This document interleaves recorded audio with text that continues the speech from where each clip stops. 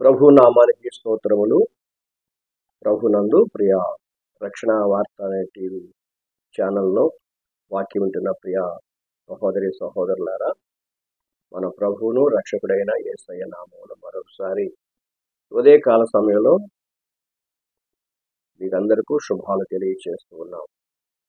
గడిచిన కాలం అంతటిలో కూడా దేవుడు తన కృపతో కాపాడి మరలా మన జీవితంలో మరొకసారి ఆయన వాక్యమును ధ్యానించడానికి ప్రభు మనకి గొప్ప అవకాశం ఇచ్చున్నారు. మరి ఈ సమయంలో ప్రార్థన ద్వారా దేవుని నామాన్ని మహిమపరుచుకుందాం. మహోన్నతుడవు పరిశుద్ధుడైన దేవ, మీకే స్తుతి స్తోత్రాలు వందనాలు తెలియజేస్తున్నాం. రక్షణ వార్త అనే టీవీ ప్రేక్షకులందరిపై మీ కృప అనుగ్రహించండి. ఈ రీతిగా అనేక పర్యాయాలు మీ నామమును స్తుతిస్తున్నప్పుడు ఈ రక్షణ వార్తను విని నీ వాక్యం ద్వారా వారి హృదయాలలో మరొకసారి మిమ్మల్ని చేర్చుకొని మీ బిడ్డలుగా జీవించే కృప అనుగ్రహించుకుంటూ కూర్చున్నాం.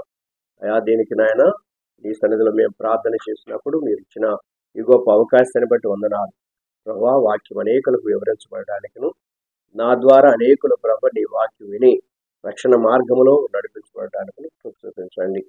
మా ప్రయాస వ్యర్థము కాకుండా నేను వారందరి హృదయాల్లో నీ తట్టు తిరుగుచు నీ నామమును మహిమపరుచుకుంటూ విశ్వాస యాత్రలో సాగిపోవడానికి సహాయం చేయండి. ఈ దినమంతా కూడా మీ సన్నిధి మాకు తోడుగొంచమని ప్రభు ప్రత్యేక రీతిగా రక్షణ వార్త టీవీ ప్రేక్షకులందరినీ దీవించి వారి కుటుంబాల్లో నెమ్మది సమాధానం కలుగచేయమని మా ప్రభువును మా రక్షకుడైన యేసయ్య పరిశుద్ధ నామములో ప్రార్థన చేయొచ్చు అడుగుచున్నాను పరమ తండ్రి, ఆమేన్. హల్లెలూయా. ప్రభుడలారా, దేవుని కృప ద్వారా మరొకసారి మనము ఈ రీతిగా ప్రభు వాక్యాన్ని ధ్యానించుకునే అవకాశాన్ని దేవుడు కలుగ చేస్తున్నారు. అందరూ బాగున్నారా? మనమందరము కూడా దేవుని వాక్యాన్ని ధ్యానం చేయటం మనకి ఎంతో దీవెనకరం. ఈ దినమునకు ఏర్పాటు చేయబడిన వాక్య భాగము ఇర్మియా గ్రంథం 6వ అధ్యాయము 16వ వచనము. మరి దయచేసి జ్ఞాపకం చేస్తున్న బైబిల్ దగ్గర పెట్టుకుని చక్కగా చూచి దేవుని వాక్యము ధ్యానించాలని తెలియజేస్తున్నాం. గమనించండి, వాక్య భాగం చదువుతున్నాను. యెహోవా ఇలాగ సెలవిచ్చుచున్నాడు, మార్గములలో నిలిచి చూడుడి, పురాతన మార్గమును గూర్చి విచారించుడి, మేలు కలుగు మార్గమేది అని అడిగి అందులో నడుచుకొనుడి, అప్పుడు మీకు నెమ్మది కలుగును. ప్రభువులారా, ఈ వచ్చిన భాగాల్లో దేవుని యొక్క హెచ్చరికలు మాటలు మనం జ్ఞాపకం చేసుకుందాం. ఈ మాటలు దేవుడు తన ప్రవక్త ద్వారా, భక్తుడైన ఇర్మియా ద్వారా ఈ మాటలు పలికిస్తుంటున్నాడు. ఎందుకని? మార్గము నడిచి మార్గాల్లో జీవించకుండా అన్య సంబంధమైన మార్గాలు నడిచే వారి గురించి హెచ్చరిక చేయబడుతున్నదని మనం జ్ఞాపకం చేసుకోవాలి. ఈ అధ్యాయము మరి 6వ అధ్యాయము 16 నుంచి 21 వచనాలు చదివితే విషయాలు మనకు చాలా తెలియచేయబడుతున్నాయి. ఏమంటున్నారంటే, మార్గముల గురించి జ్ఞాపకం చేసుకునండి. ఇక్కడ ఏమన్నాడు? మార్గములలో నిలిచి చూడుడి, పురాతన మార్గముల గూర్చి విచారించుడి, మేలు కలుగు మార్గమేది అని అడిగి అందులో నడుచుకున్నది. మేలుకరమైన మార్గం, పురాతనమైన మార్గం మనకు తెలియచేయబడుతున్నాయి. మేలు కలుగు చేసే మార్గాలు నడిస్తే నెమ్మది వస్తుంది. మేలు కలుగు చేసే మార్గం ఏంటి? అది ఎక్కడ? అది ఎలా మనకు తెలుస్తుంది అని అంటే, యేసుక్రీస్తు ప్రభు వారే మనకు తెలియచేయబడిన ఆయన ద్వారా పలికించిన మాట మనం చూస్తున్నాం. ఏమన్నాడంటే, యోహాను సువార్త 14 మరి 6వ వచనంలో, నేనే మార్గము, నేనే సత్యము, నేనే జీవము. కాబట్టి మార్గము ఎవరు? యేసుక్రీస్తు ప్రభు వారు. ఆ మార్గము మనకు తేటతెల్లముగా తెలియచేయడానికి యేసుక్రీస్తు ప్రభు వారి లోకానికి రావటం జరిగింది. తోమా ఆయనతో, ప్రభువా, నీవు ఎక్కడికి వెళుతున్నావో మాకు తెలియదు, కనుక ఆ మార్గం మాకు ఎలా తెలుస్తుంది అన్నాడు.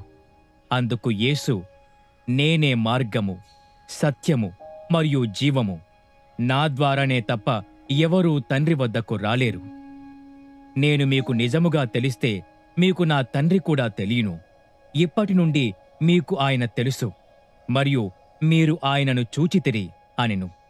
కాబట్టి ఇక్కడ మార్గములలో నిలిచి చూడుడి, పురాతన మార్గము గూర్చి విచారించుడి, మేలు కలుగు మార్గము ఏది అని అడిగి తెలుసుకోనండి.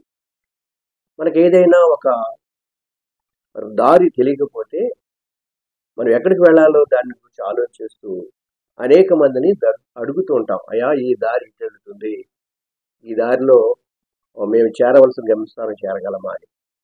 అయితే మనము అడుగుతున్నప్పుడు వారు సవినయంగా చెప్తుంటారు, అయ్యా ఈ మార్గం ఎలాంటిది, ఈ మార్గం ఎలాంటిది. ఇది లోక సంబంధంగా మనం జ్ఞాపకం చేసుకుంటున్నాం. లోక సంబంధంగా చాలా మార్గాలు ఉన్నాయి. బస్సు ప్రయాణం, విమానమా, దారి ఉన్నది, బస్సు ప్రయాణము, విమానం మార్గము, జల మార్గము. కనుక ఇవన్నీ కూడా మనుషులు ఆయా స్థలాలు చేరడానికి. అయితే దేవుని దగ్గరికి చేరడానికి మార్గం ఏంటి? పురాతనమైన మార్గాలు ఏంటి?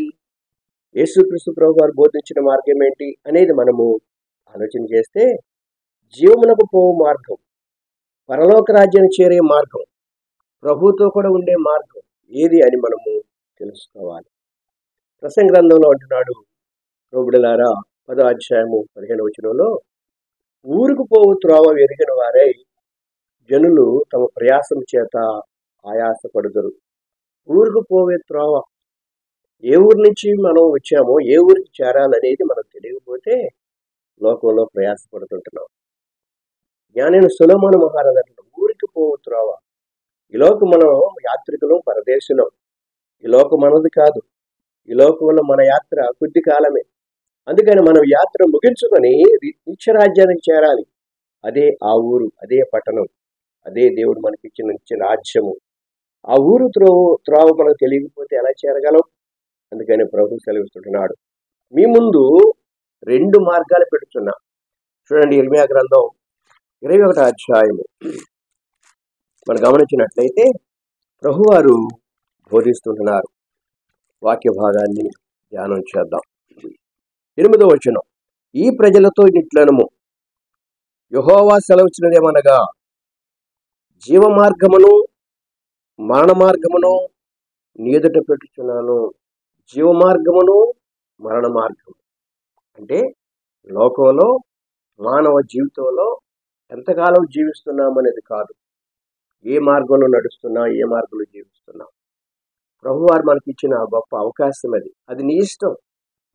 జీవ మార్గంలో చేరతావా, మరణ మార్గంలో జీవిస్తావా? మీ ఎదుటి పెడుతున్నాం, మీకు ఇచ్చిన అవకాశం అది. ఏ మార్గాన్ని కోరుకుంటావు? కాబట్టి ఈ లోకంలో చాలా మంది జీవ మార్గాన్ని వేసుకుని మరణ మార్గంలో నడుస్తూ ఉంటున్నారు. అందుకని యేసుక్రీస్తు ప్రభు వారు బోధిస్తుంటున్నారు, దేవుని యొద్దకు రమ్మని ఆయన పిలిచినప్పుడు ఆ మార్గాన్ని ఏమిటో నేనే చెప్పి ఆయన హెచ్చరిక చేసినా. ఆ మార్గం ఏంటి అంటే ఆయన వెంబడించడమే. ఆ మార్గం ఏంటంటే పరలోక రాజ్యం చేరేది అనే విషయాన్ని మనకి ఇక్కడ తేటతెల్లముగా తెలియచేయబడుతుంది. జీవ మార్గము, మరణ మార్గం. రెండవది గమనించినట్లయితే యేసుక్రీస్తు ప్రభు వారు మనకు బోధిస్తున్నారు, ఈ లోకంలో ఆయన మార్గములో నడుచు వారికి, ఆయన త్రోవ నడుచు వారికి, ఆయన వెంబడించే వారికి, లేకపోతే ఆయనతో కూడా కలిసి జీవించే వారికి మంచి ఆశీర్వాదకరమని తెలియజేస్తుంటున్నారు. ఈ రోజున మనము మన మార్గములు ఎలాంటివి, మన మార్గాల్లో ఏం నడిచి మనం ఎలా నడుస్తున్నాం చూడండి. వాక్య భాగం గమనించినట్లయితే దావీదు మహారాజు 139వ కీర్తన 25వ వచనంలో 24వ వచనంలో, ప్రభువా నీకు ఆయాసకరమైన మార్గము నాలో ఉన్నదేమో ఒక్కసారి గమనించి, నిత్య రాజ్యములో నీతి మార్గములో నన్ను తీసుకువెళ్ళు ప్రభు అని హెచ్చరిక చేస్తున్నారు. వాక్య భాగాన్ని జ్ఞాపకం చేసుకున్నాం. 139వ కీర్తన దయచేసి గమనించుదాం. ఈ వచన భాగాన్ని ధ్యానం చేద్దాం. చూడండి, దేవా నన్ను పరిశోధించి నా హృదయమును తెలుసుకొనుము, నన్ను పరీక్షించి నా ఆలోచనను తెలుసుకొనుము. నీకు ఆయాసకరమైన మార్గము నాయన్న ఉన్నదేమో చూడుము, నిత్య మార్గమున నన్ను నడిపించు. అదే జీవ మార్గం. ఆయాసకరమైన మార్గము, ప్రభువుకి బాధ కలిగించే మార్గము, ప్రభు అసహించుకునే మార్గము మనం నడవకూడదు.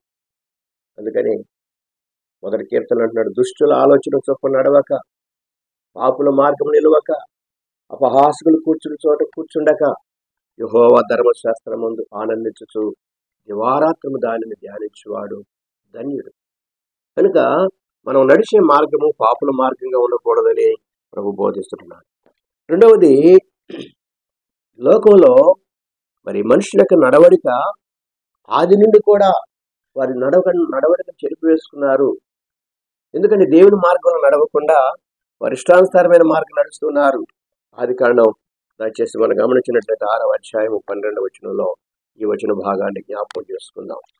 ఆది కాండము 6వ అధ్యాయము 12వ వచనం. దేవుడు భూలోకమును చూచినప్పుడు అది చెడిపోయి ఉండను, భూమి మీద సమస్త శరీరులు తమ మార్గములను చెరిపి వేసుకుని ఉండిరి. దేవుడు గమనిస్తూ ఉన్నాడు. భూమిని నిర్మాణం చేసి మనుషులను సృష్టించి ఆది మానవుని కాడ నుంచి సంతానాన్ని దేవుడు అభివృద్ధి చేయమని నోవా కుటుంబంతో బోధిస్తాడు. నోవా కుటుంబంలో వారి బిడ్డలకు హెచ్చరించి మీరు ఫలించి విస్తరించి భూమిని నింపండి అని చెప్పాడు. కాబట్టి అప్పటి నుంచి కూడా జన విస్తృత అధికమైపోయింది. అయితే అక్కడే మనకు చూస్తున్న 6వ అధ్యాయంలో లోకంలో దేవుడు చూడగానే వారి ఇష్టమైన మార్గాలు నడుస్తున్నారు, వారి మార్గాలే చెరిపి వేసుకుంటున్నారని చెప్పి ప్రభువారు మనకు బోధిస్తుంటున్నాడు. మార్గాలు చెరిపి వేసుకుంటాం అంటే సరైన మార్గం నడవట్లేదు, వారి ఇష్టానుసారమైన మార్గాల్లో నడుస్తూ ఉంటున్నారు. బైబిల్లో మనం చూసినట్లయితే సామెత గ్రంథం 14, 14, 12 వచనంలోను 16, 25 వచనాలు చూసినట్లయితే ఒకరి మార్గము వారి దృష్టికి యథార్థంగా కనబడుద్ది, అయితే తోదకది మరణమునకు చేరదీస్తుంది. చూడండి, మనం అనుకుంటూ ఉన్నాం ఈ లోకంలో మన ఆలోచనే మంచిది, మన మార్గమే మంచిది, మన తలంపులే మంచివి, మనం చేసే ప్రతి పని మంచిదని చెప్పి తలస్తుంటాం. కానీ అది విమర్శించేవాడు దేవుడు, నడవడికను గుర్తెరిగేవాడు దేవుడు. కనుక మనం ఏ మార్గంలో నడుస్తున్నామనేది ఒకవేళ మనకు అది మంచిగా కనపడచ్చు, కానీ దేవుని దృష్టిలా ఉండలేదు. చూడండి, ఒకరి మార్గం వాళ్ళ దృష్టికి యథార్థంగా కనపడుద్ది, తుదకది మరణానికి చేరదీస్తుంది. అంతేకాదు, ఈ లోకంలో మనిషి జీవితం యథార్థత కోల్పోయి మంచి మార్గం నడవకుండా లోకంలో మనుషులు జీవిస్తుంటున్నారు. పరిశుద్ధ గ్రంథంలో సంఖ్యాకాండం 23వ అధ్యాయం 21వ వచనంలో రాయబడుతుంది. ఈ విషయాన్ని మనం జ్ఞాపకం చేసుకోవడానికి యాకోబును గురించి దేవుడు అంటున్నాడు, యాకోబు తన జీవితంలో దేవునికి ఇష్టమైన వాడుగా ఉన్నాడు. యాకోబు మంచివాడు. ఎందుకని? యాకోబు మంచి మార్గం నడిచాడు. కయ్యూను వాక్యం చూస్తున్నాం, కయ్యూను వంకర మార్గాలు నడిచాడు. కయ్యూను అరితగా బిలాము వారి వంకర త్రోవ నడిచారు. యోధా పత్రికలో వారిని గురించి ప్రభు సెలవిస్తుంటున్నాడు. వాక్య భాగము ధ్యానం చేద్దాం.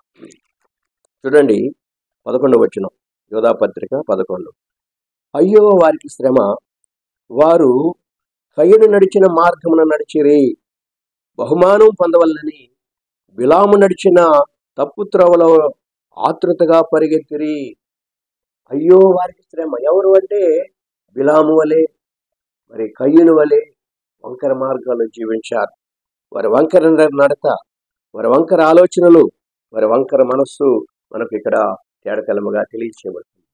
ఈ విషయాన్ని అపోస్తలుడు పౌలు గారు అపోస్తల కార్యములు మనము 20వ అధ్యాయము 28వ వచనం చూసినట్లయితే అక్కడ అంటున్నాడు, లోకంలో దేవుని యొక్క సువార్త నిమిత్తం ఆయన చేసిన ప్రయాస పాడైపోద్దేమో అనే ఉద్దేశంతో మాట్లాడుతున్నాడు. 28వ వచనంలో, దేవుడు తన స్వరక్తం ఇచ్చి సంపాదించిన తన సంఘమును కాయుటకు పరిశుద్ధాత్మ మిమ్మల్ని దేనియందు అధ్యక్షులుగా ఉంచెనో ఆ యావత్ మందను గూర్చియు మీ మట్టుకు మిమ్మల్ని గూర్చియు జాగ్రత్తగా ఉండుడి. నేను వెళ్ళిపోయిన తర్వాత క్రూరమైన తోడేళ్లు మీలో ప్రవేశించనని నాకు తెలియను. వారు మందను కనికరింపరు, మరియు శిష్యులను తన వెంట ఈడ్చుకొని పోవాలని వంకరి మాటలు పలుకు మనుషులు మీలోనే బయలుదేరుదురు. వంకరి మాటలు, వంకరి త్రోవలు, వంకరి బుద్ధి, వంకరి ఆలోచన. ఎందుకని ఆ మాట రాస్తున్నాడంటే సరైన మార్గంలో నడవట్లేదు, వాడు వంకర మార్గాలు నడుస్తున్నారు. అటు వారు సంఘాల్లో విభేదాలు కలుగు చేస్తారు, వంకర మాటలు చెప్పి సంఘాన్ని పాడు చేస్తారు. వారిని గురించి పౌలు గారు ఎంతగానో వేదనతో మాట్లాడతారు. కాబట్టి మన మార్గం వంకరగా ఉందా? మన ఆలోచన వంకరగా ఉన్నవా? మన చూపు వంకరగా ఉందా? ఇది ప్రభువు చూస్తూ ఉన్నాడు. అందుకని మరి ఇశ్రాయేలును గూర్చి అనగా యాకోబును గూర్చి సంఖ్యాకాండం 21 అధ్యాయము 23 అధ్యాయం 21 ఒకసారి గమనించండి. 23, 21 ఈ వచ్చిన భాగాల్లో ఏమంటున్నాడంటే, ఇదిగో దీవించమని నాకు సెలవాయను, ఆయన దీవించను, నేను దాన్ని ఓర్చలేను, నేను దాన్ని మార్చలేను. ఆయన యాకోబులో ఏ దోషమును కనుగొనలేదు, ఇశ్రాయేలులో ఏ వంకరతనమును చూడలేదు. అంటే ఇశ్రాయేలు అనగా యాకోబు దేవుని చేత ప్రత్యేకింపబడిన వ్యక్తిగా జీవిస్తూ ప్రభు ద్వారా మంచి సర్టిఫికెట్ పొందాడు. ఏమని? ఆయనలో దోషం లేదని. రెండవది, ఆయనలో ఏ వంకరతనము లేదు. ఇక్కడ సంఘంలో వంకర మాటలు చెప్పేవారు ఉంటున్నారని పౌలు గారు చెప్తుంటే, లోకంలో అనేక మంది వంకరతరావులో జీవిస్తూ వారి మార్గాలే సరైనవిగా జీవిస్తూ ఉండేవారిని మనం చూస్తున్నాం. కాబట్టి అంటే వంకరతనము, వంకర ఆలోచనలు అది సాతాను ప్రయత్నము, సాతాను ద్వారా జరిగే కార్యాలు. కాబట్టి దేవుని బిడ్డలారా, ఈ వచ్చిన భాగాలు యేసు ప్రభు వారు మీకు నేను జీవ మార్గాన్ని మరణ మార్గాన్ని పెట్టుచున్నాను. వేరు కోరుకుంటాం. జీవ మార్గం అయితే నిత్యరాజ్యంలో ప్రభుత్వం కూడా ఉంటాం. మరణ మార్గము అంటే నిత్య నరకానికి చేరేది. మనకిచ్చిన గొప్ప అవకాశం దేవుడు. మన మార్గాలు నిలిచి చూడండి, పురాతన మార్గాలు చూడండి, మేలు కలుగు చేసే మార్గం ఏంటో అది అడిగి తెలుసుకొని అందులో నడవండి. అప్పుడు మీకు నెమ్మది ఉంటుంది. ఆ నెమ్మది పొందడానికి యేసు ప్రభు వారి లోకానికి వచ్చి ఆయన మార్గాన్ని చూపించాడు. నా ద్వారా తప్ప ఎవడును తండ్రి వద్దకు రాడు. నేనే మార్గము, నేనే సత్యము, నేనే జీవము. ఆ జీవ మార్గాన్ని గురించి జ్ఞాపకం చేసుకుంటూ మనలో ఉన్న వంకర మార్గాన్ని విడిచిపెట్టి దేవుని యొక్క సన్నిధిని మనం సాక్షాత్తంగా జీవిస్తూ పరలోకములో చేరడానికి ప్రభు మనకిచ్చిన గొప్ప అవకాశము, జీవ మార్గము, మరణ మార్గం. ఏది కోరుకుంటావు అనేది ప్రభువే మనం తెలియజేస్తున్నాడు. కనుక మన జీవ మార్గాన్ని కోరుకొని ప్రభుతో కూడా జీవించడానికి ఈ రోజున ఈ వర్తమానం ద్వారా ప్రభుని మహింపరుచుకున్నాం. దేవుడిచ్చిన మాటలు మన కొరకు దీవించునుగాక. ప్రార్థన. ప్రేమ నమ్మకం గల మా యేసయ్య, నీ పరిశుద్ధ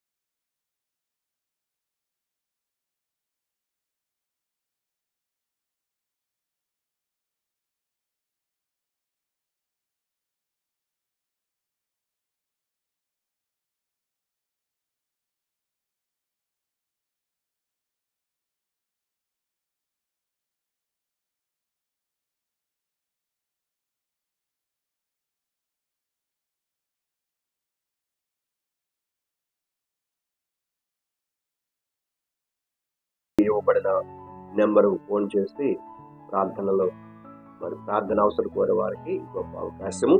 ఆ విషయాన్ని గమనించాలని తెలియజేస్తున్నాం. మీరు వింటున్న ఈ వార్త, రక్షణ వార్త ఇంకా అనేకులకు తెలియచేయండి. అందరం కలిసి దేవుని వాక్యాన్ని ధ్యానం చేద్దాం. అందరికీ నమస్కారం.